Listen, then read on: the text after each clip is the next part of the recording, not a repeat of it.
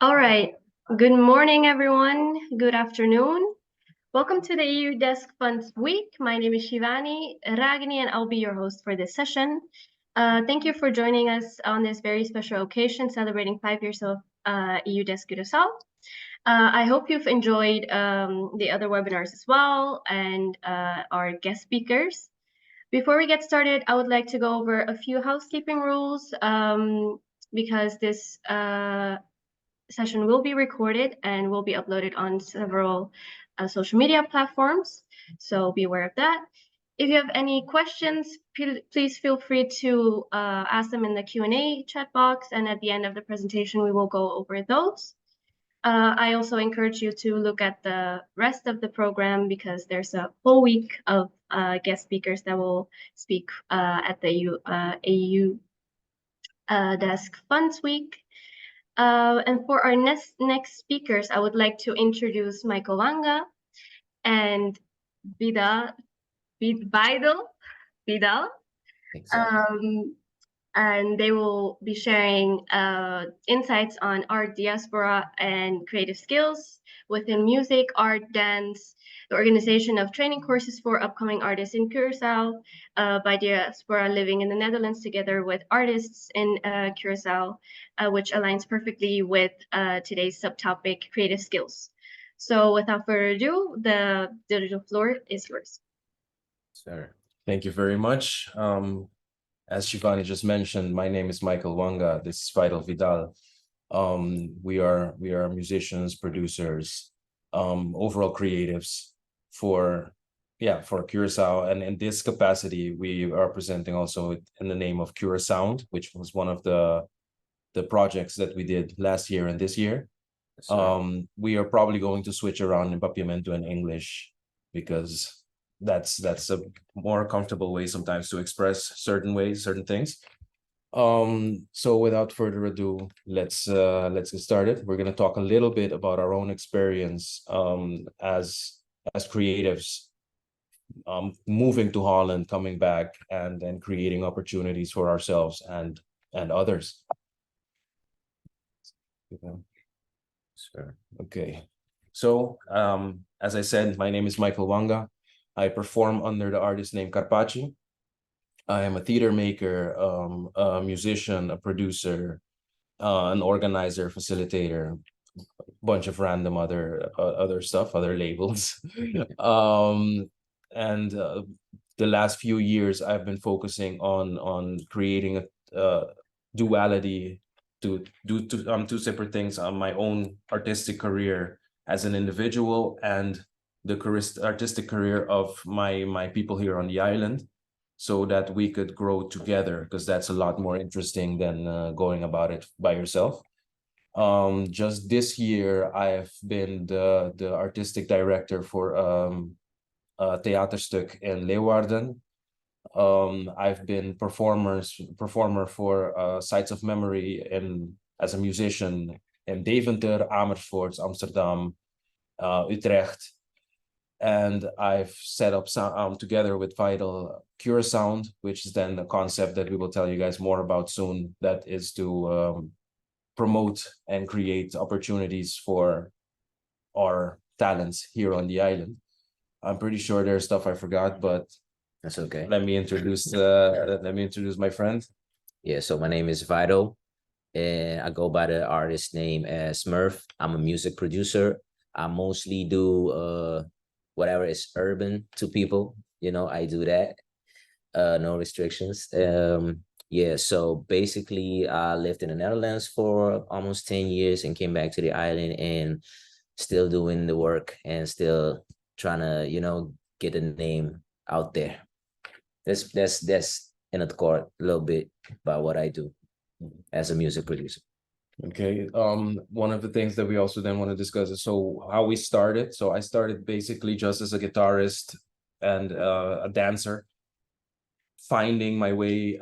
And on the island, it was a bit difficult to find certain opportunities, to find certain consistencies. And then when I moved to Holland, I joined some auditions, some even by accident. I wanted a place to train, and then there was an audition, and then I got a pretty decent role. and so forth and so forth. And then when COVID hit, I started focusing more on the production side of things. I've always just been an artist, and now I wanted to work with other people, but I wanted to also have something to offer, not to have someone be someone for me, but I can be someone for them. And then right after COVID, we came to Curaçao, and we were just sitting and talking to some old friends and some new creatives, and they were telling us, hey, there's a new movement of music on the island, but the opportunities that you complain about are still lacking here sometimes, that we still need sometimes guidance, a little push, the correct direction. And then we went back, we were like, should we try to do something with that? And we just indeed tried, and that became Curaçao, which indeed we will tell you more about. I can tell a little bit about my process becoming a music producer in the Netherlands. I won this production or music producer prize. It was a competition in the Netherlands. It was going on for almost a year, and you had like a bunch of execs from all over the world, especially from the music industry in the States. They come and they judge you, and you have to play music, and there's artists there, and they show up and they sing, rap, whatever, right to whatever music you are presenting at that moment. And you go to the next round, to the next round, to the next round, to the big round, and there's gonna be there was a judge that would decide who gets a deal as an artist and who gets the production, let's say, price, and you just get like equipment and stuff. So when I won that was definitely confirmation that the talent I brought from the island, the ideas I brought from the island to this competition are worthy enough to be considered fire, as we said, right? So that was confirmation that I have to do something with this, and I have to keep going, and I have to somehow inspire my people that this is actually a reality, and that you can do this for a living if you really believe in it. But coming back to the island made me realize that we don't have enough resources. We don't have people to guide us properly. We have amazing musicians, but they don't know how to work or incorporate that in a way, sustainable, or to get in an industry, because we don't have that over here. And that's when I met Michael, and Michael was talking about that. I was like, let me stop by and see the work you're doing on the island and see how I can, add my expertise and my experiences as a actual, music producer that work with a lot of big artists out there that done the work. And, that's how we really connected. Yeah. I think that's indeed a very good summary of. So part of the Curaçao is we're going to focus a bit more on the Curaçao aspect of it, because that's one of the things we are working on, that is specifically grabbing knowledge that our people have gathered from abroad, bringing it back in and giving it to the next generation. It's always free as well. So we look for subsidies to then do the points that are shown here. So to create communities, making sure that the creatives know other creatives and know that there are support systems, or if they're not support system, we create that support system with each other. That automatically causes that you are then enhancing your creativity, because if you're a singer, all of a sudden you just met 4 producers of your genre, of your age, and that all are there to work together. So then the creative process just gets a lot better, a lot more streamlined. And for people who are then talented but haven't figured out where they want to go with everything just yet, it also helps to have a safe space to create, to explore your identity. Who are you as an artist? Who are you as a person? Where do you want to go with certain things? And how can we help in that respect? We have a small video. I hope that the audio will work for it. Let's see. Open in Safari. Will you work? Screen sharing is paused. Oh, wait. Let's see. 1 second. Safari. Here. This one. There we go. Yes, sir. All right. My name is Michael, aka Carpacci. I am the creative. Right. First things first, do you hear it? You don't see it, right? No. Yeah, we can hear it. We don't see it. You don't see it. Okay. What if you Oh, it's lagging. Resume share. se você tick back, que tu bisa. Able. Let's see. Aha. Pasal na screen Okay. sharing ng chiquito. Okay, then I'll share it as on small. That's okay. Put my phone back. Wait, yung kita si. Medios, of course. Close it. Oh, wait. It's in the way. Moving screen, yes. Yeah. Got Okay, it. let's just do it like this. My name is Michael, aka Carpacci. I am the creative director of Curaçao. I'm saying, welcome to the show.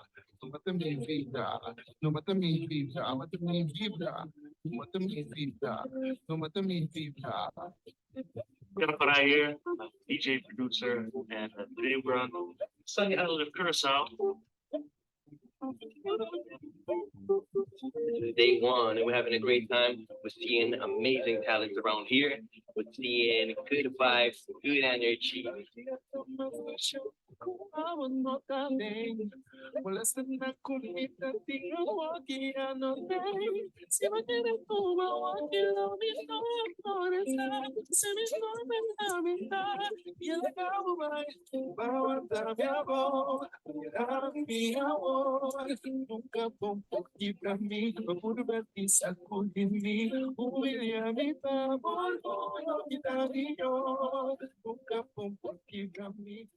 So Curaçao is about to wrap up, and that's why we're here at Barrio today because we're going to do a showcase, which we invited a couple of artists that we worked with to show what they made and also what they're made of.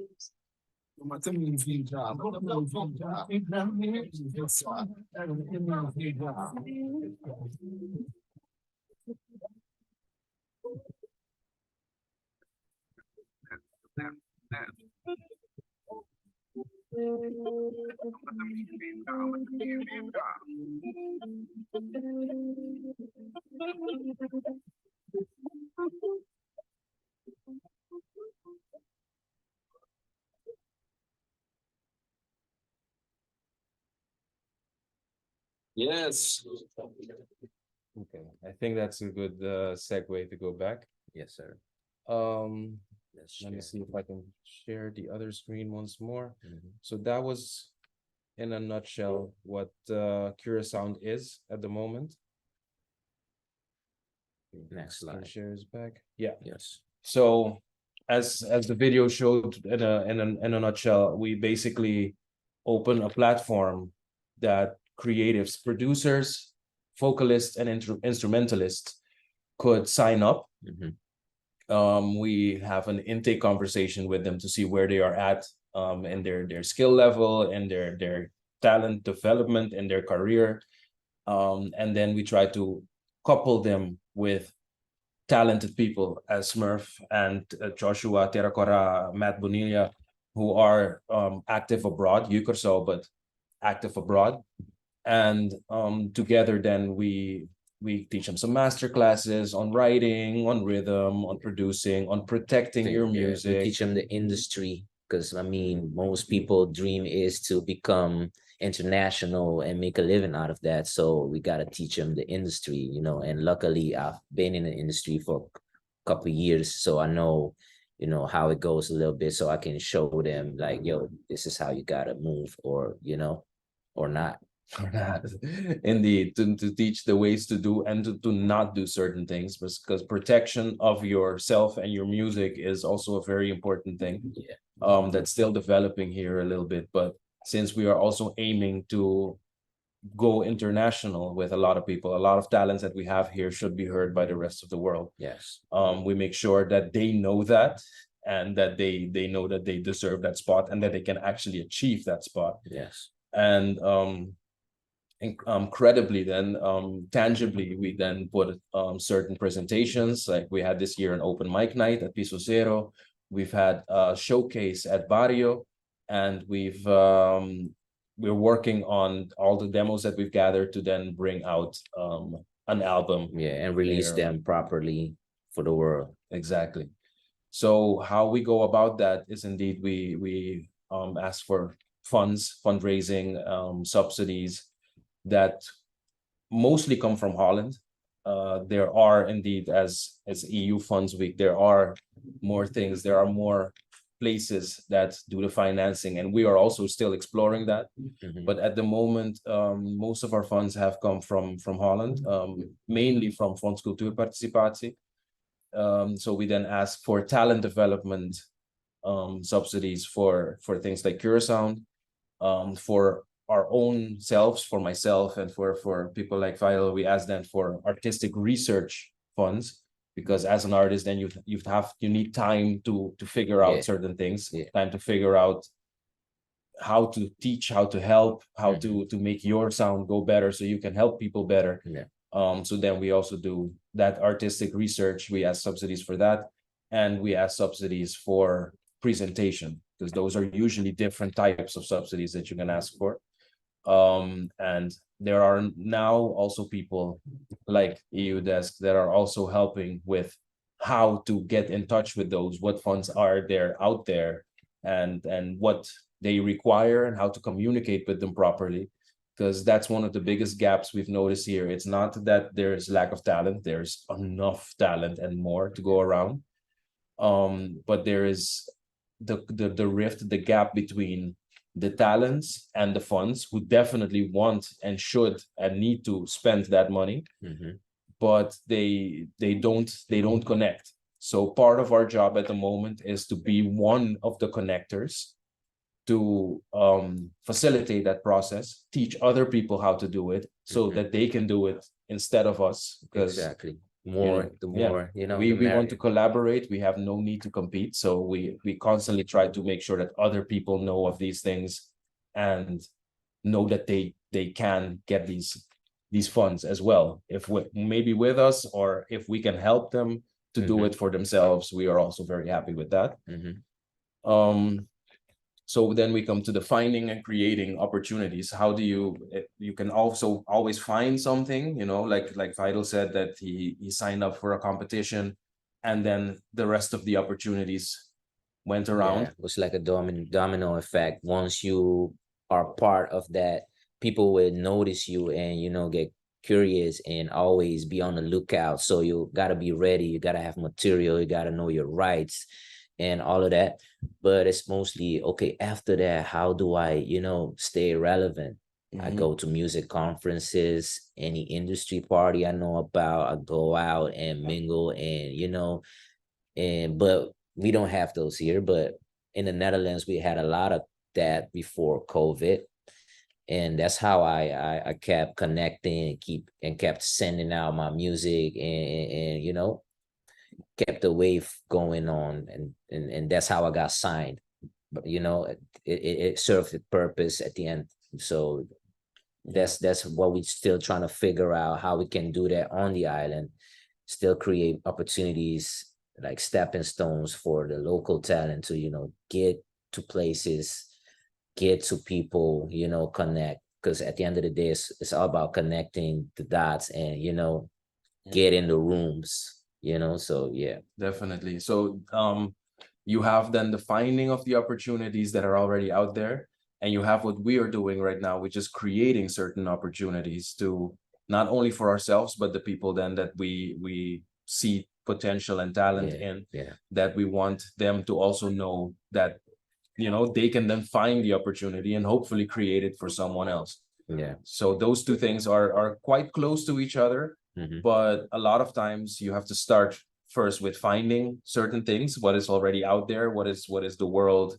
showing me, that which movements are there, which movements can I join. Mhm. And if there is no seat at the table, just remember you can always create your own table. Yeah. Because yeah, let the other people want to join your stuff then. Mhm.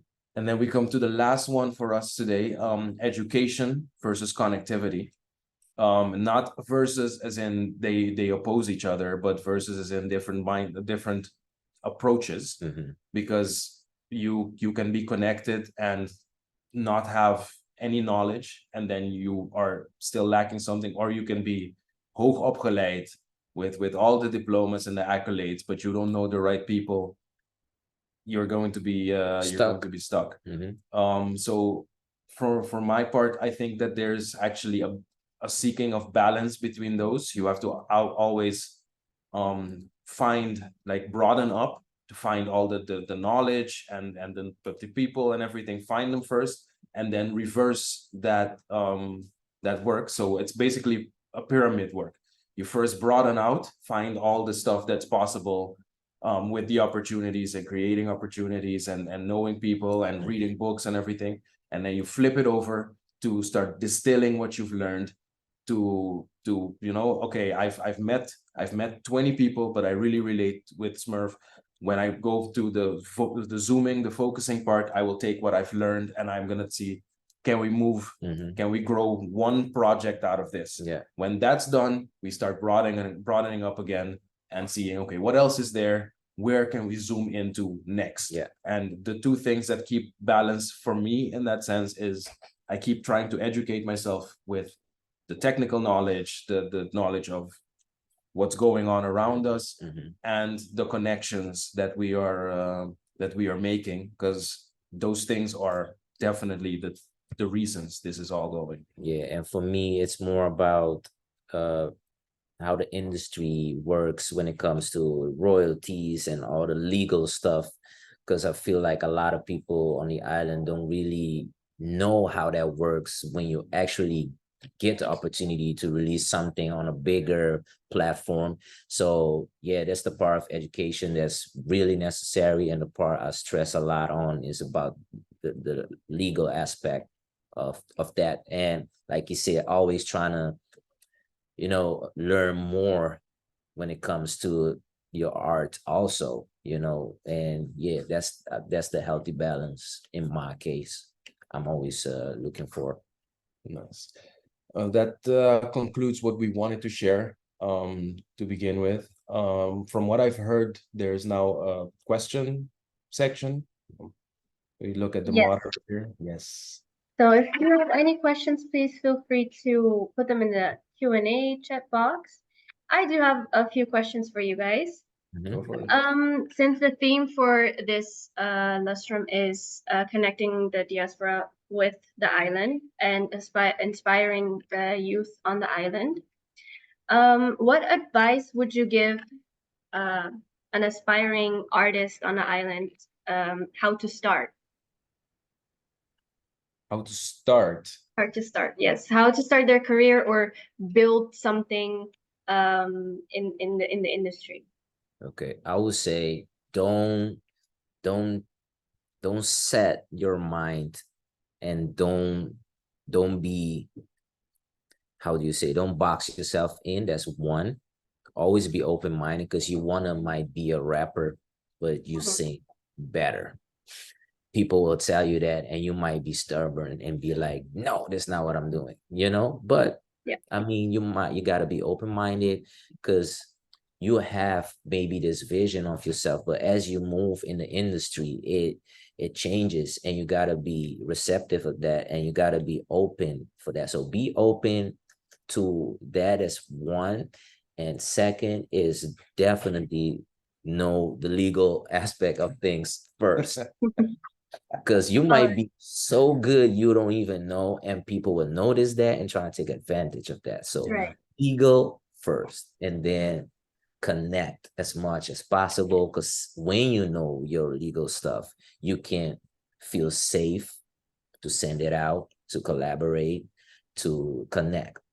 Yeah. Mhm. From my side, I'd say it's a weird term, but you'd have to be a delusional realist, because you need the delusion to believe that you can do this and make it within an industry that is unclear, cutthroat, Mhm. that demands creativity and puts a lot of pressure on certain things. So you need to believe, regardless of anything, that you can do that. But every now and then you need to make the realist switch to see, where am I actually at? You know, I do believe that I am the best producer there is, but am I even the best producer in this room? Yeah. So there is a level of you need to believe it, because you need to push yourself to move forward, but you need to be real. You need to be real sometimes with where you are, Mhm. that you can make a clear plan of what's next. Yeah. I Yeah. think those things are, for me, the most important Yeah, and- steps, yeah. little switches. And also find your strength. Like if you're really, really, really good at like songwriting, which in the industry, that's something most people are not, you got to use that in your advantage. Like that's how people would, be like, yo, I heard of this amazing songwriter, but he's not the best singer, or the best artist. That doesn't mean you cannot be that, but it's definitely a way to get in. Because at the end of the day, the goal is always to get somewhere in a room where you are appreciated, or at least you bring something to the table, And yeah, I would say that. All right, thank you. Well, Vaidel, you put emphasis on knowing your the legal aspects of it. Could you give Yes. an example of a challenge, a legal challenge you've encountered or you've seen, or an aspiring artist should, Yeah, be aware of? definitely.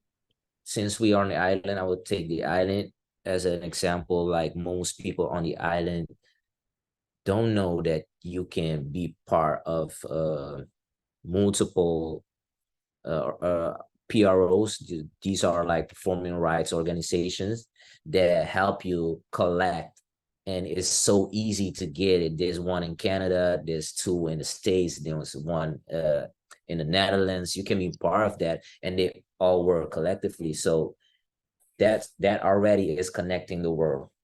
We don't have one, but the world got multiple ones that you can be part of, and it's a really small fee to be part of something like that.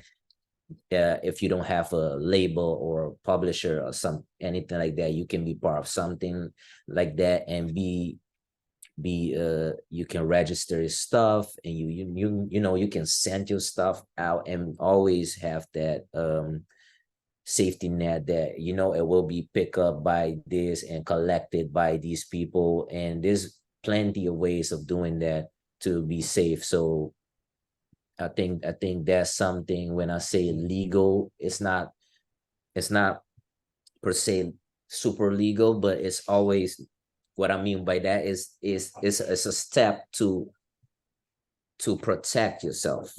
Yeah. And there are tons of other examples on agreements. Always read multiple agreements and see, oh, they ask for this, they ask for that, artists do this, artists do that, to have an idea when they present you something. If you don't have a attorney, you can reach out to in that moment, but you can read it and be like, oh, I've seen this and this means this, before you can make a move. Because people need to know first. I don't have to always have this guy next to me to tell me what that means while I can't read, so that part for me is always how you say, very important. Yeah, if I can add one thing to that, is a concrete way to go about it is to find out what kind of talent and art you are doing at the moment, and what is the standardized way to protect that. Yes.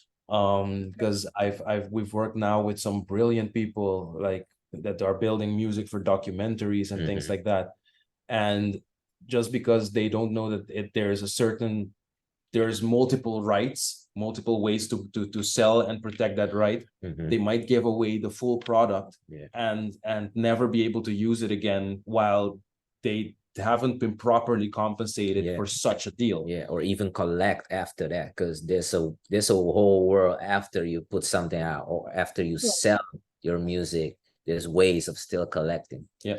How do you think that can be solved? On the island or in general? Well, both. Okay. So yeah, definitely get somebody to get like this information. Like, let's get some industry trained attorneys and let them give that information to the island, to artists. That's one.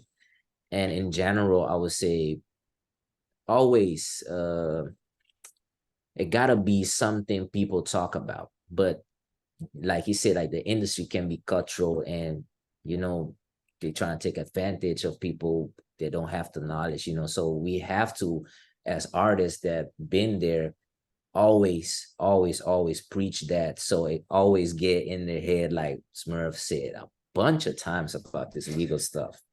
It must be important. Yeah. You know? Yeah. Because that'll make a difference between having your music.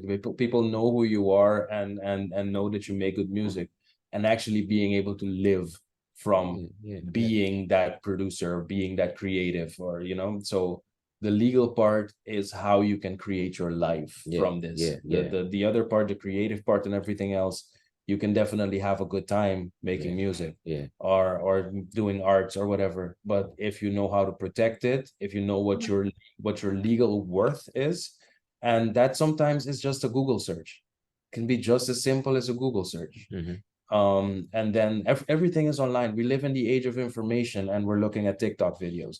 So there is information out there. We want to help from our side to streamline certain things, and there are more entities now creating that. But one of the other things that we haven't mentioned is personal responsibility. If you take yourself seriously and do some research, do some digging, contact some people, and before you know it, instead of just being able to protect yourself, you'll be able to protect other people as well, and grow your team as instead of growing yourself as just an individual.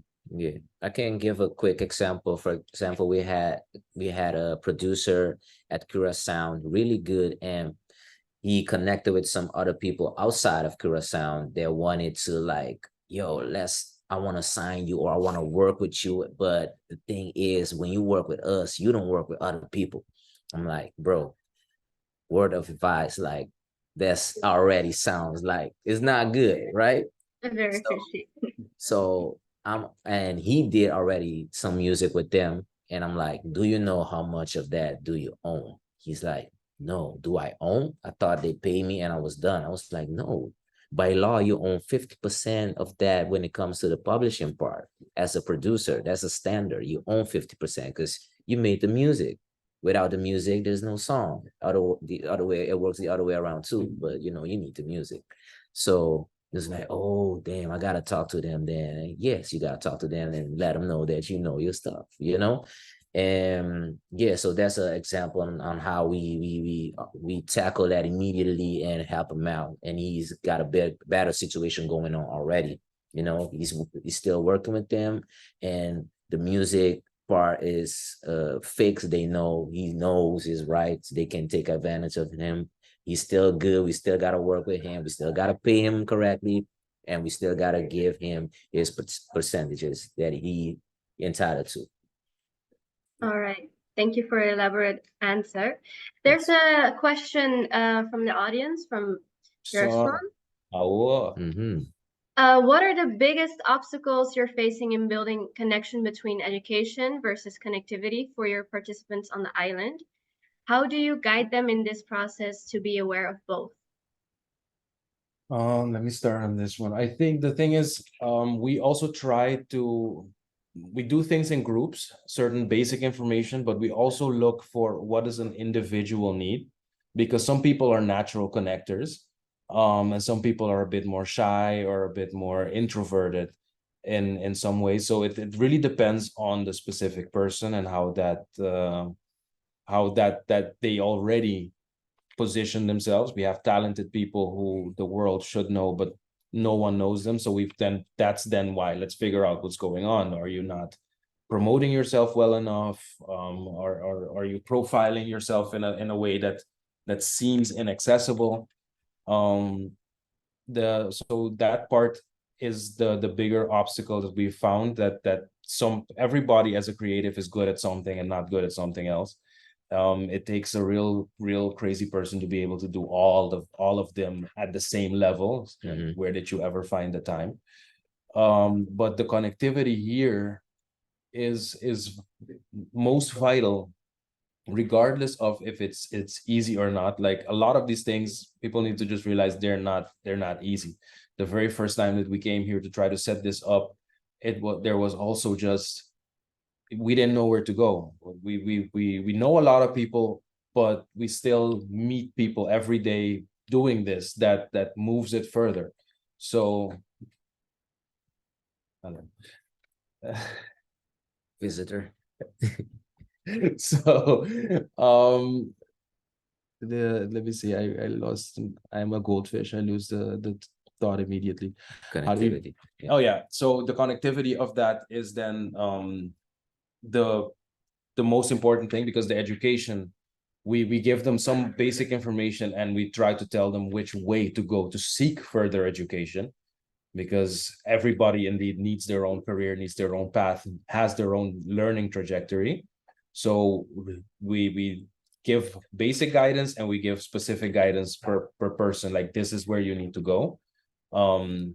That's why the self-responsibility part, because if you don't do the research, nothing can happen.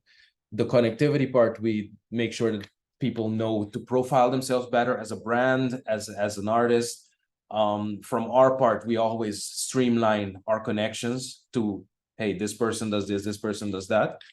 Yeah, those things basically. And the biggest obstacle is indeed trying to make sure that people know that artists are definitely worth what they say they're worth, and not try to pay them less or something like that. Even if you are the bigger party, it's actually more honorable to pay the smaller party, or to honor the smaller party like you wanted to be honored when you weren't that party. Yeah, I want to add, like, a obstacle always is to between the education and the connectivity, is always for me to let the artists know that they are worth it, that this path they chose is actually a job, it's a real job. There's a lot of effort going into being an artist, and don't the moment you start thinking of it as a hobby, or people are downplaying being an artist, that's the biggest obstacle right there. Because you're not thinking about, I have to educate myself because this is a hobby, right? So what kind of education do I need for this hobby? And you will stop thinking about that, and you will overlook, Michael was here, but I'm too shy to reach out. You're not taking it seriously then. So that's definitely an obstacle, to get people to really appreciate and really know that this is real. This is a real job. You gotta educate, and you educate yourself, and you gotta mingle, you gotta make moves, you gotta collaborate. So that to me, working with the talent is always an obstacle to get them to actually think, yo, this is a real job, this is something real. Mindset is a very important thing. All right, thank you. There are no other questions, so I guess that's it for the session. I'd like to thank you both for joining us and sharing your knowledge with us, and I can't wait to see future projects as well. Definitely.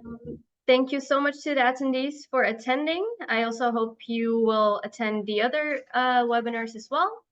Yeah. And if you want to reach out, please feel free to do so. And thank you so much. As I said, yeah, if you see, maybe the last slide is still visible at the bottom, you have to find us. You have our Instagrams from our personal Instagrams, and you have the Curaçao Instagram. If you have more questions, feel free. Like I said, we want to collaborate. We want to help. We actually, that's our vision right now. We have our careers, we have our lives set up for us, where we want to now make sure that we have a bigger group and we can move together as a unit, and then do something bigger with each other, hopefully internationally. Oh, we have a question here. There's another question from Rolf. Ralph, Is Curaçao a foundation, or how have you legally positioned this initiative with regards to funding from the Netherlands? Positioning yourself to receive funding from the Netherlands. Well, Curaçao is not a foundation. We recently started a foundation called Caribbeat, but we haven't actually had any projects via that yet. This year, so last year when we did the first Curaçao, we did it via a stichting called Kindvolk in Holland.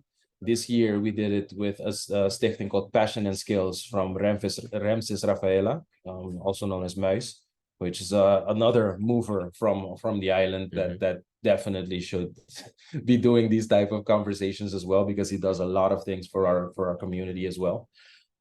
So a lot of the times you can ask for subsidies as a person, but for bigger projects, so since we wanted to do a repeat, we wanted to do a bigger version of what we already did, you need a foundation because they need an overseeing entity. Yeah. You know, if you give money to an individual, some people will know what to do with it and be right and do everything. Yeah. But evidence has shown that not everybody is that honest, not everybody is that capable. So to protect the money, to protect the person themselves, because if they find that you haven't done it right, sometimes you have to pay the money back. So to protect that, it's best to do it via a stichting. There has been changes in the last few years from how these subsidies are for the Caribbean part of that, this Curaçao, Bonaire, Sigumitambe. You can ask for subsidies just from here to the Netherlands, and there are some desks there as well, like we mentioned. Fonds Cultuur Participatie is one that we work with a lot. That they are very open as well. You can set up an appointment, you can talk to them about your project, and they will advise you on what to do. You can of course talk to EU Desk, of course, to see what they also see in not only Holland, but more, because Europe is big. There's a lot of money out there, and they want to fund these type of projects. Yes. So from us, we have just done it from a stichting, and we just do projects at the moment. Yeah. Until we can figure out something else in that sense. Yeah. So we work with the foundation this year was Passion and Skills. Oh yeah, and I see one more. Would you also collaborate with organizations in the Netherlands? Definitely. You said it's easier for artists to find platforms in the Netherlands, but an example, Brabant, it feels like it's difficult for our stichting to find Curaçao artists. And I think for the artists there, it's harder to find platforms as well. Yeah, that rift is there. That's why we are trying to bridge that gap, because that gap it's not only there, it's everywhere. Some places are better connected than others, but in the way that people want them to be connected, they're not connected enough. I don't have that much info on Brabant because I live in Amsterdam, but there are ways. I'd say send a message. Let's see if we can find something around that. But our Stichting Caribbean is in Holland. It's vested in Holland, and the focus is to come to Curaçao with it or do projects for Curaçao's in Holland or here. So we're gonna figure it out together. If we don't have the answers, we're gonna find it together. Yeah, I mean, reach out and stay connected, and maybe you never know in the future. We always representing Curaçao, so we're always looking out for our own people. So you never know, maybe we can do something in the Netherlands, in Brabant, try to connect some people. Yeah, exactly. Oh, that sounds good. That sounds like a future project. Yes, definitely. Well, I think that's all, right? Any other questions? Questions going once, questions going twice. Awesome thing. Okay. Okay. Then I would like to thank you again for the nice opportunity. presentation. Absolutely. Yeah, thanks for the opportunity. And well, we'll stay connected. Definitely. Definitely. Hey All right. guys. Thank you. Bye. Right. Are we still on? We're still on, aren't we?